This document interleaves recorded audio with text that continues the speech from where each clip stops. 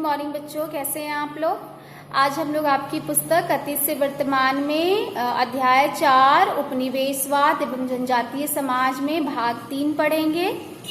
बच्चों, पिछले क्लास में हम लोगों ने जाना कि कैसे अंग्रेज आदिवासी क्षेत्रों तक पहुंच गए। इसके अलावा गैर आदिवासी लोग भी पहुंच गए, सेठ, महाजन, साहूकार ये लोग भी पहुंच गए और आदिवासी लोगों का शोषण शुरू हो गया। उन्हें न केवल अब लगान देना पड़ता था, बल्कि अब अंग्रेजों के द्वारा लागू किए गए नए नियम जो कि जंगलों के लिए थे, उसको भी अब उनको मानना पड़ा। और जंगलों के क्या नियम थे, अंग्रेजी सरकार ने क्या नियम कानून बनाए, इसको हम लोग अभी जानेंगे। बच्चों, तेजी से खत्म होते जंगल की समस्या हल करने के लिए अंग्रेज सरकार ने 1864 में वन विभाग की स्थापना की एवं 1865 में वन अधिनियम बनाया गया। वन विभाग का काम था जंगल की कटाई पर निगरानी रखना और नए जंगल लगाना। वन अधिनियम के तहत नए वृक्षारोपण की सुरक्षा के लिए तथा पुराने जंगलों को बचाने के लिए ढेरों नियम बनाए गए और इन सब का असर यह हुआ कि आम लोगों और आदिवासियों का जंगलों पर जो शुरू से अधिकार था वो अब छिनने लगा। वे अब अपनी मर्जी से लकड़ी नहीं काट सकते थे, जानवर नहीं चढ़ा सकते थे, फल फूल इकट्ठा नहीं कर सकते थे, शिकार करने जंगल नहीं जा सकते थे, यहाँ तक कि जंगलों में उनको जाने से भी रोका गया, यानी उनका प्रवेश वर्जित माना गया। अभी तक अपनी आवश्यकताओं की पूर्ति के लिए आदिवासी बहुत हद तक जंगलों पर आश्रित थे और यकायक अचानक उन्हें जंगलों से दूर कर देना। लेकिन क्या हुआ, इसका असर आदिवासी लोगों पर बहुत ज़्यादा पड़ा। अब अंग्रेजी सरकार ने आदिवासी लोगों पर और जंगलों पर कई प्रतिबंध लगा दिया।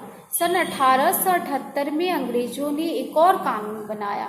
इसके तहत जंगलों को 2 भागों में बांटा गया। बड़े जंगलों को सरकारी जंगल या आरक्षित जंगल घोषित करके सरकार ने वहां अपना नियंत्रण स्थापित कर लिया।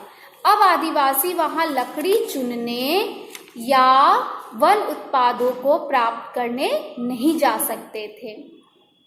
इन सब कानून व्यवस्थाओं का यह असर हुआ कि आदिवासी लोगों का जीवन बहुत मुश्किल हो गया, क्योंकि आदिवासी अपने जीवन यापन के लिए पूरी तरह से जंगलों पर आश्रित थे। सदियों से जिस तरह के जीवन जीने के वे आदी थे, अब वह संभव नहीं रहा।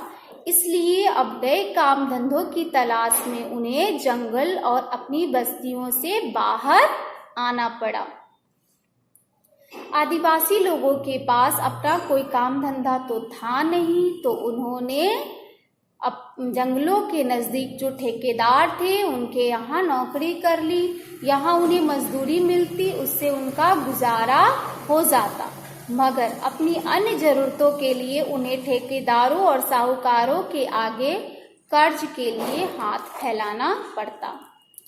साहूकारों से लिया गया कर्ज चुका पाना उनके लिए आसान नहीं होता। ये आदिवासी बहुत कम बल्कि ना के बराबर यानी कि अनपढ़ थे एक तरह से, जिससे ये सूद की रकम या महाजन उन पर कितना कर या कर का बोझ डाल रहा है, कितना सूद हो रहा है, वो समझ नहीं पाते थे और जिसके कारण वो कर्ज में डूबते जाते थे और अंत में क्या होता था कि उनका सब कुछ खत्म हो जाता था। महाजनों के द्वारा सब चीज़ हड़प लिया जाता था, यहाँ तक कि उनको बंधुआ मजदूर भी बनना पड़ता था कर्ज चुकाने के लिए। ठेकेदारों व महाजनों के अत्याचार से बचने के लिए कई इलाकों के आदिवासियों को काम की तलाश में अपने निवास स्थल से दूर की जगहों पर भी जाना पड़ता था। इसके अलावा एक और शोषण हुआ आदिवासी लोगों का। ठेकेदारों व महाजनों के अतिरिक्त इसी समय उन्हें शिक्षित करने के उद्देश्य से ईसाई मिशनरी भी आदिवासी क्षेत्रों में आए।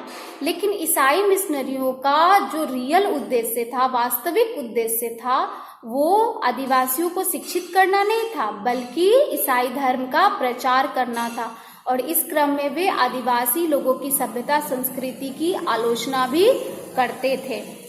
यही कारण था कि अंग्रेज एवं गैर आदिवासियों के खिलाफ जनजातीय समाज के लोगों ने जगह जगह विद्रोह कर दिया और अस्त्र शस्त्र उठाए।